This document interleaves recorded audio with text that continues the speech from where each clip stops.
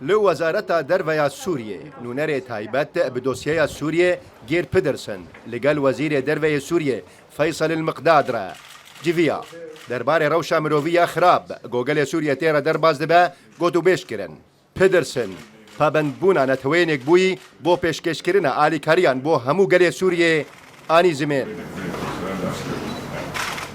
As you all know, وەکهون هەموو دزانن حتا نەها ڕەوشە خەلکێ سووریە لە هوندر و دەرڤە زێدە زەحمەتە. لبامە ji ئادارە 2020 ئاگربەستێک هەیە و چەپەرên شەرجی نەهاتنە گواردن. لێهێژی هەژمارەکە زێدەیە سڤیلان تێنە کوشتن لەورە ئەڤ یەک بوویە ئاستەنگ. هەفدەم هون دزانن ڕەوشە ئابووری زێدە خراپە. پێویستیان نێزیکە 15 ملیۆن خەلکێ سووریێ بە ئالیکاریە مرۆڤی هەیە. extremely difficult. Yes.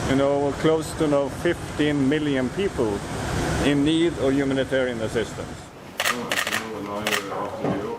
پێدرسن لە شاما پایتەختە ژە ڕۆژنامەوانان ڕا تەکەس کرد گۆ پرۆسەیە سیاسیە سووریێ دناوبەرە حکوومەت و ئۆپۆزیسیۆنێدا تشتێکی بەرچاو بۆ گەلێ سووریێ بەردەست نەکردە.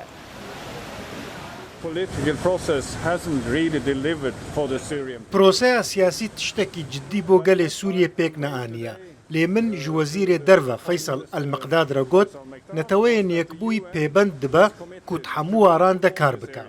ئەمێ لەسەر کار بەردەوام بن داک و بزان بن گەلۆڕەیەک بۆ ئاگربەستەکە گشتی لەسەر ئاستا هەموو وڵات هەیە ئەمێ کار لەسەر دابینکردنا پێدڤیان بۆ گەلێ سووریە بکن چل ناوچەیەن حکوومەتێ بن ئاننا.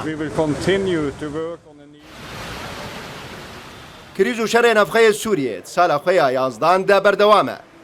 بۆ چارەسەرکردنا کریزاوی وڵاتی 8 کۆنگرە لە جنێڤێ 18 کۆنگرە لە ئاستانە و 4 کۆنگرە لە سۆتچی تەوی 8 گەرن کۆمیتەیە دەستورە نو یا سووری لە جنێڤێ و چەند کۆنگرەیەن دن لە پایتەختێن ئەوروپا و وڵاتێن عەرەبی هاتنەکردن لێتە ئەنجام جوان دەرنەکەتنە. لۆلۆخان ڕووداو